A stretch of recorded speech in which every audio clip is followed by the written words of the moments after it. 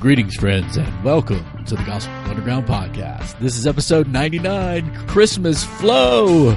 We are broadcasting live for us from various sundry locations across the New River Valley. I don't even know if that's the right vocabulary word to use, Jesse, but you're in a It feels like sundry sounds good right. look. A sundry sounds right. Yeah. A good-looking studio setup, man. Where precisely are you located for? Yes, this? here we are. Here I am in the studio at Valley Bible Church, our church here in Radford, Virginia. We set up this little video studio, recording studio this summer, and we've just been rolling. We keep adding things like there's a plant. Yeah, See, lighting. not, I see nice real, lighting on real you. Plant, yeah, there's a bookcase, lighting, a camera, nice wall. You have a little got a depth nice of field gray wall back view. here. Yeah, I'm getting a print, a photography print to go on that back wall. So Awesome. that's gonna look nice. Well, what do you think of my studio? That You got a that great I'm studio floating? there. What is that? The Holiday Inn?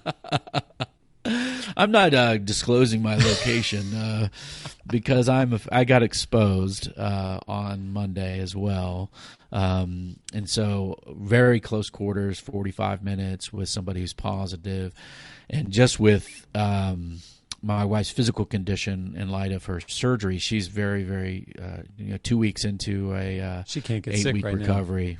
Yeah, so that I just got out, man. So I'm going to be living on my own. I'm getting tested later this week. Hopefully, we'll be negative. If negative, I can go home then. Hopefully before Christmas, Jesse. Because if I'm positive, oh my gosh, Christmas is coming up, man. You got to be negative, bro. I gotta be. And it all happened yesterday on my birthday. It's like, everybody makes their 2020 jokes, but my 2020 joke is I had a wonderful start for my birthday. My family woke me up. You had They were steak, giving me presents. You had steak laid out on your grill. I saw it on social media. my Birthday family gave me steaks. big, fat, huge Mondo ribeye steaks, and I seasoned them up, wrapped them up in a foil pan, and then everything went down. I found out that a guy that was in a Bible study I was leading positive. So man, I was out like a scout. And my wife, she's super cautious with the flu, and so I departed, and the kids let me know later that they literally defumigated and scrubbed down the whole house. And so I'm living in this in this hotel space, using suboptimal cameras and backup microphones. But hey, man, we're broadcasting live from various sundry places in the New River Valley. We're talking about Christmas. That's right. And I sure hope you have a negative test. You got to be home for Christmas, man. I know, man. Your birthday's already been all jacked up. You got to get home. This is the first time I said it out loud. I just realized if I am positive, Lord willing, I won't be.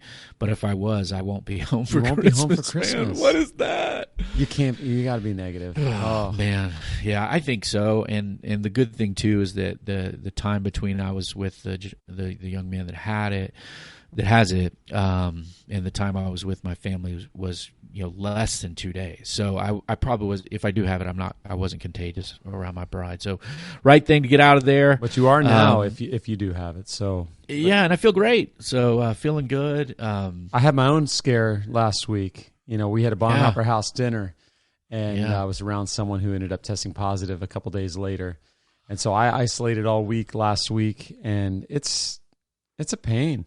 Of course, I didn't have to isolate away from my family because nobody was. And the only reason recovering. we're doing that is just because of Casey's condition. She's still got stitches in 4 places on her insides, and so her developing like a horrendous cough or something just is just we just trying to avoid that at all costs. So, man, when you get Jesse, when you get a negative test result back right now, though, it feels like you won the lottery. Like it just felt so good. I was supposed to I did preach on Sunday.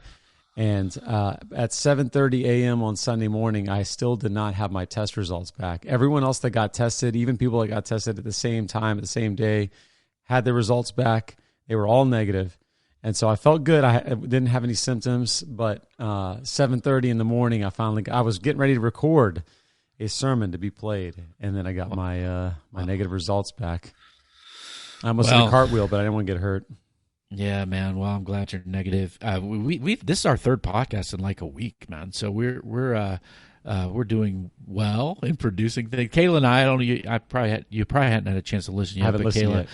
Kayla home from college episode, sharing kind of what it's like to be a young Christian academic in an intellectual setting like a university. So really enjoyed that. And ironically, I've been doing so much with Casey's surgery and taking my kids to and fro to Raleigh, North Carolina, and Richmond for soccer kind of things where they're social distance. And one tournament, they made them play with a mask on. And, of course, the one team from Kentucky had all theirs down within 3 minutes of the game starting. And I was like, this isn't right. But so I haven't even been around Kayla that much since she's been home. So it was great just to even have that podcast together just to talk a little bit. And I'll listen to it this week. I love when Kayla's on. I love when your kids are on, man. Your kids are fantastic. They're a blessing, man. And telling them yesterday that I was leaving because we found out, and then I just started the motion to get out of there. And Tommy didn't even know. Kayla knew because she was helping, and then Kai was grabbing computers and stuff for me out of my shed quarters. And then Tommy was trying to hug me. I was like, "Hey, right now, let's hold off." He's like, "What's going on?" I was like, "Well, here's the deal." So, kids are great. Kids love Christmas, Jesse. They do. They do. Most kids do. And so I wanted to do a little episode for maybe some younger parents out there, new parents. I've got a friend just had a baby a couple days ago. Christmas traditions. Now, this is interesting because Christmas is a big time for followers of Jesus. It's a major part. Any Christian tradition or denomination that follows kind of the Christian liturgical year, which we won't get too detailed into that, but the season of Advent leading up to Christmastide, the Christmas feast celebrating the incarnation or the first coming of Jesus. Certainly celebrations of the Epiphany, the appearing of our Lord, Easter, Pentecost, these kind of things mark out the year. And Christmas has been a big one for a long time. There's an interesting article, actually, that just went out on the Gospel Coalition this week about why we celebrate Christmas in December, because there's some theories out there related to replacing pagan holidays, but there's some interesting things being said there by Kevin DeYoung in that article. I'll put it in the show notes. But Christmas is coming. The Grinch That Stole Christmas animated version, that's the only Grinch to me. Every other version of the Grinch is dead to me, just so you know. I'll put another musical out now, I think. Oh, they got lots of Grinches, Yeah. but there's only one Grinch. And there's only one Cindy Lou Who. It's a little cartoon character. In fact, I'll put a video out, and I'll put that in the show notes about the redemption of the Grinch, because me and a world-class animator who was working for VeggieTales at the time we produced this showed the inside story of what happened to the Grinch when his heart grew 10 times or whatever that day. Mm-hmm. We show how the work of God in redemption of the Grinch happened. So, and it's high-class animation. The writing I'll leave up to you guys to decide, but I'll put that out there. Hopefully copyright people won't come after me. But the Grinch, he got saved. I guarantee you that. Well, Christmas is coming up. And so I figured we'd talk a little bit about family traditions, because a lot of things, with, celebrations as a community and culture, Christmas time, which was, the birth of Jesus, Easter, the death, burial, resurrection of Jesus, Good Friday, Easter Sunday. Celebrations have a kernel of commonality, right? That we all kind of, hey, here's what we're doing. But yet there's some unique things that we can do as families with creativity in order to mark certain occasions. So we're going to talk a little bit about our Christmas stuff here today, Jesse. So I'm going to let you go first. Share just some of your cherished practices with your youngins and your wife of your youth during these Christmas season. Yeah, we love this season. I love the way that the Christian calendar is anchored really on two sides, with Easter and Christmas, and each have their lead up, right? You've got Lent leading up to Easter, and Advent leading up to Christmas. And what did they call it after Easter? Ordinary time or something? I think that's right. Regular time. Regular time. So we have a few family traditions that have worked well for us. We're kind of we're pretty dynamic, so meaning things fluid, changing, flexible. We've tried different like Advent devotionals. We've tried different practices with the kids. Our kids are still young, so they're hold on, I'll get this: 3, 8, 10, and 11. And so, yeah, those are sweet ages. Yeah, they're great ages. They love Christmas. They love the lead up. I think they love Advent. Jenny and I probably love it more than them at this point, but So what we've settled into this year, and I like this, I think we'll stick with it. We've been looking for a good Advent devotional book that works well for young kids and for Jenny and I. And some of them are just too like flowery, too I don't know, they try too hard. Abstract, poetic. Yeah. So this one is a little bit like that. But not too much. And it's short enough that I can, because one of the things when you have little kids is you have to manage their attention spans. Yeah, and for so, sure. So right now what our practice is every day in theory, we have a family devotion in the morning and at night. In the morning, we do the Jesus Storybook Bible. So that's Sally Lloyd-Jones and the illustrator Yago, I think is the illustrator, really good illustration. And they have these cards, these little Advent cards that lead. They're just they're different reading for the 20. I think they do 24 days, so they don't quite do the 4 weeks. They do the 24 days in December before Christmas. And so you have your card. Your card has a little memory verse, which we don't sweat trying to memorize that. We just read it and then read it. And then we read the story, and we're cycling around. If I'm in a hurry, I read it. If I'm not in a hurry to get out, then I let one of my kids read it because it goes a little slower and there's a little bit more like, what's this word? Yeah. And we don't do a lot of discussion. Like it's pretty simple. We read it. I might ask them one question related to it. Like we did the story of Naaman getting his healing for leprosy with the prophet Elisha this morning.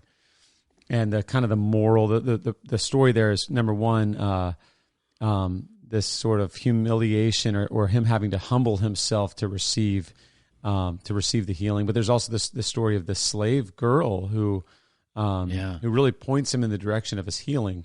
So this sort of countercultural kindness that's being shown. And so we talked a little bit about that. Then I pray and then go about my day. The other thing with that Jenny does is fantastic. She's so good at making our house really homey, especially in the Advent season. She has this twine that she strings down the hallway, pinned up on either side, and there's a little paper bag that goes each of the 24 days, and in each paper bag has these little peppermint candy cane balls. Awesome. They're like kind of soft. Yeah. Anyway, so there's 4 of them for our 4 kids. And so in the morning they go and grab those little candies out, and then they have them while we do the devotional. And then afterwards they take the memory card, and they clip it on the empty bag. So, as you walk up and down the hallway, you see at this point we're like 17 days, so 17 cards, and then 7 more empty bags that have the candy in them. And that being visual, tactile, experiential, and the age of your children, those are going to be some of their most fond and earliest memories probably of Christmas is those bags down the hall. Yeah. Yep. And then at night we do this. I recommend this book. This is new. It's by a young woman, I think mom. Her name is Tish Oxenrider, which is a pretty fantastic name. Very fantastic. And it's called Shadow and Light. And what I like about it is they're still short. So they're a little bit more adult, but they're short. So there's like maybe 1 page of a reading, and then there's a psalm. Usually it's a psalm that you pray together, and then there is she curates art and music. So she has so it'll say listen to this song. And there's one discussion question. So there's a discussion question that goes along with it. There's a song. And then there's a artwork, like a painting.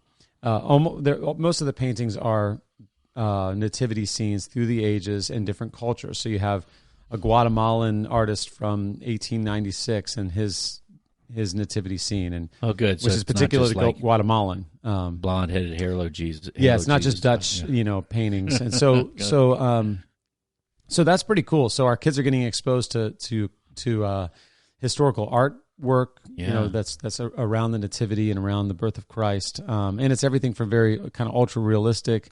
They've got this graffiti one that our kids love, this sort of modern, like comic style one. There's, historic artwork that you would recognize. And she's got a curated Spotify playlist. So if you can go to her Shadow and Light playlist, and it has the songs in order. And then if you go to her website, you can click. She has all the artwork already sort of curated for you, so you can click. So what we'll do is we'll pull up the painting, we'll play the song to be playing while we're looking at the painting, making observations about it, and then we pray together. So that's every night. And we'll put that in the show notes for you guys, right? You'll drop that link for us. Yeah, that'd be great. We'll do that. A couple other things that we do is December also is where almost all of our kids' birthdays are. So they have 3 birthdays in 3 days: December 6th, 7th, and 8th.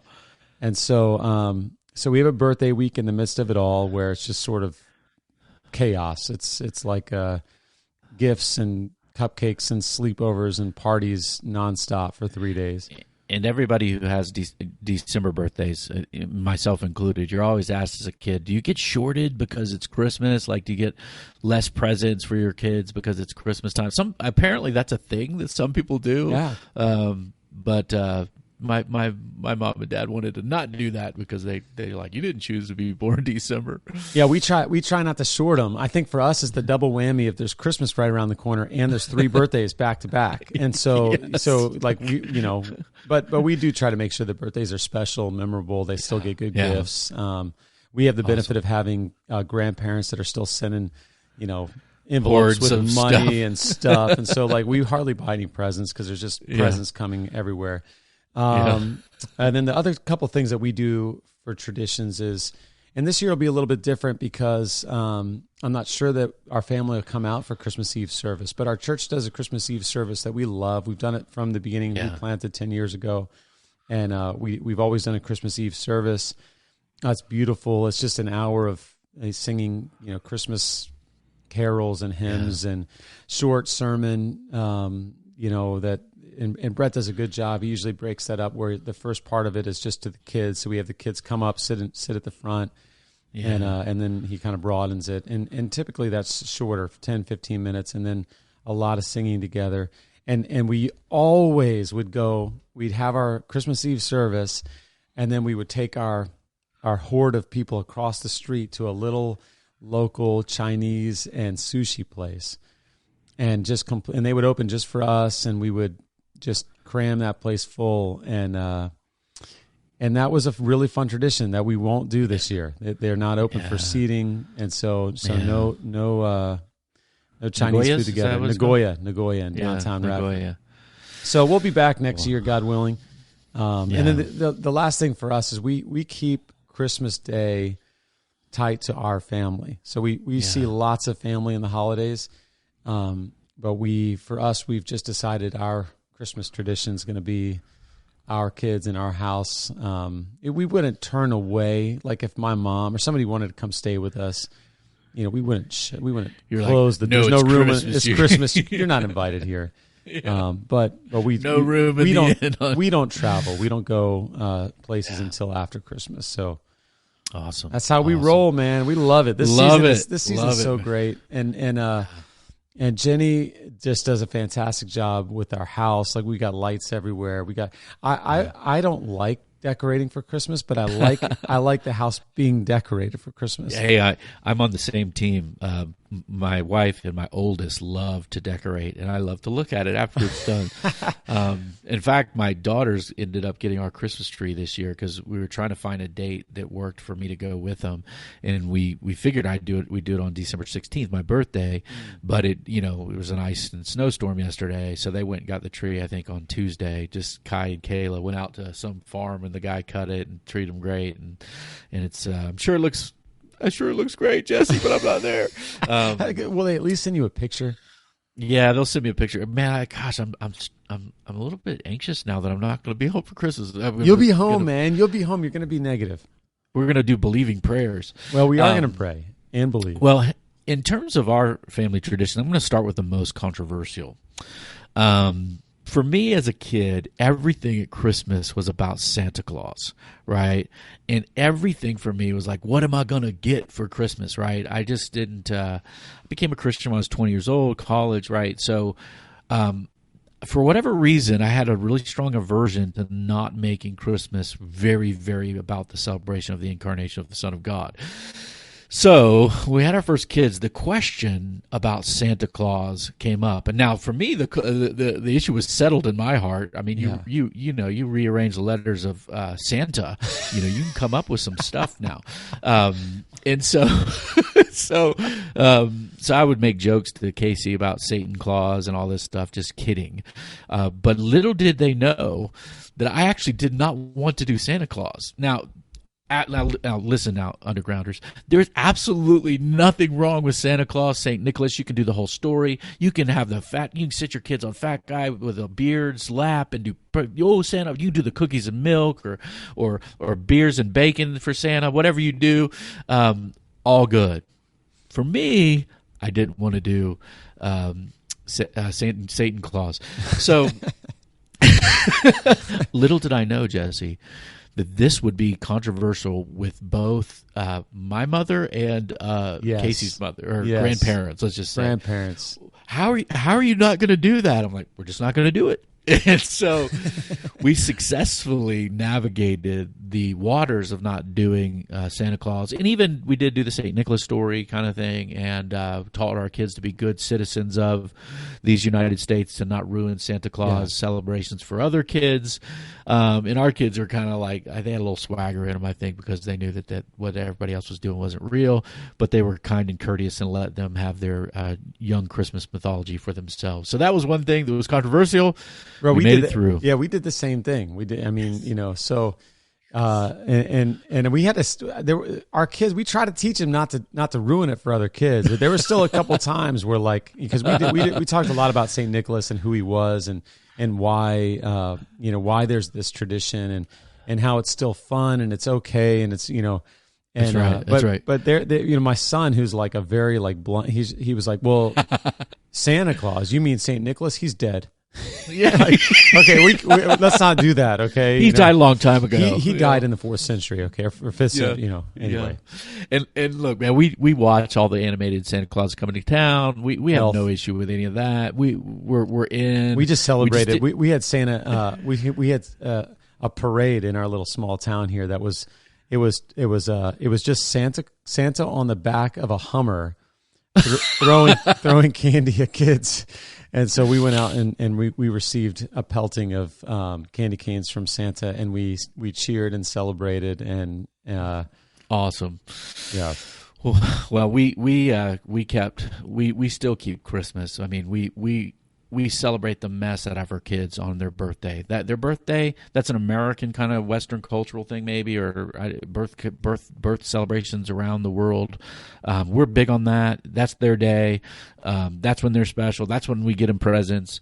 But we also didn't get our kids Christmas presents for the longest time when they were little because they didn't know, and they were getting stuff from everybody else, so they didn't know. We just didn't buy them Christmas presents. Don't think low of us. So for us, Christmas was about celebration of the coming of Jesus, and then their birthdays. That's a big deal about them.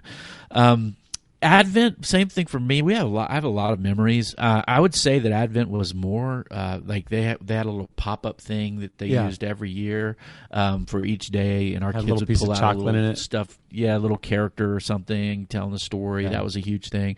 Our church in New Jersey, we did Advent devotionals in-house every year for the longest time, and that would involve artists, designers, writers in our church that people wrote devotionals for the families to use during the weeks of Advent, and we had custom people drawing amazing things and graphic designers putting it all together, and those are really fond memories because this was kind of like a you for us by us church community producing an Advent devotional and rejoicing and celebrating with it.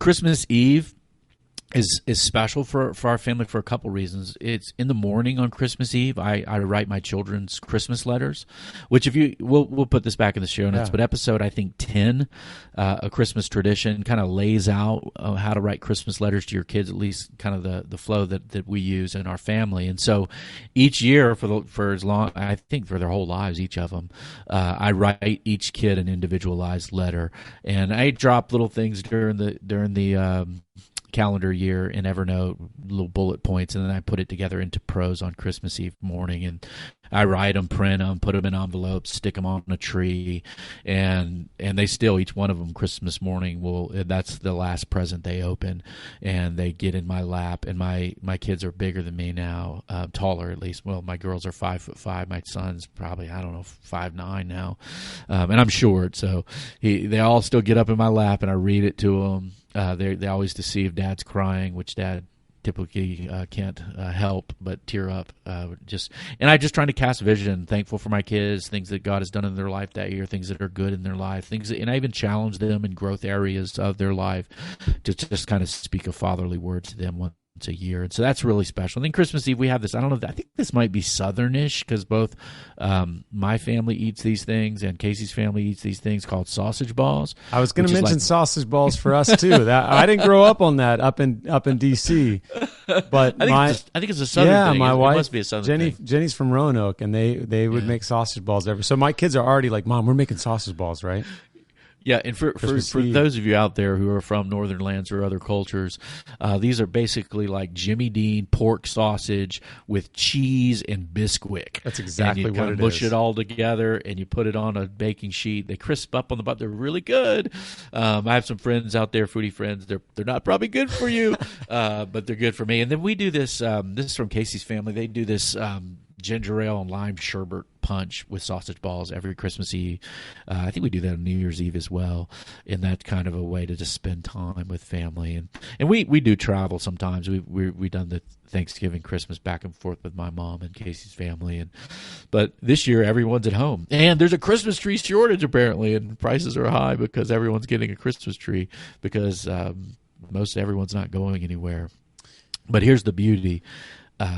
Christmas is one of those hopeful seasons, and it happens in kind of some of the people, like it happened in the winter solstice because the pagans celebrated that and they replaced it with Christmas. Read that DeYoung article that we'll link in the show notes. But it is in the dark time of the year, and the kind of the idea that the people who sat in darkness have seen a great light really always hit home to me. Yeah. During the kind of cold, dark winter, at least in the northern hemisphere, we're reflecting upon the light of the world stepping into space, time, and history. God, very God of very God, to live a life, show us who God is, show us what humanity can be in the person of Jesus, and then die for us and be risen again. We celebrate the gospel at Christmas, which is a humble privilege, because philosophically God isn't an abstract concept far away from us, but rather God becomes very near, even in the obscure backwater, far away from things. The way Jesus was born wasn't with this great pomp and circumstances of a king, but born in a barn kind of deal, or a household that had animals and things. So, Jesse, Christmas, wonderful time, changed for me, obviously, and you probably had a similar experience, changed for us when we became followers of Jesus, because then things are infused with new meaning, which might have been a cultural exercise or cultural rhythm, or about getting a new dirt bike for Christmas, becomes this reflective time where we give thanks for the greatest gift from the greatest giver.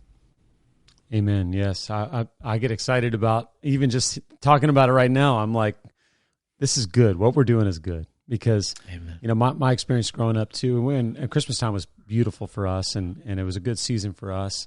But there wasn't the kind of 4-week countdown to the celebration of the coming of the Christ, of the promised one.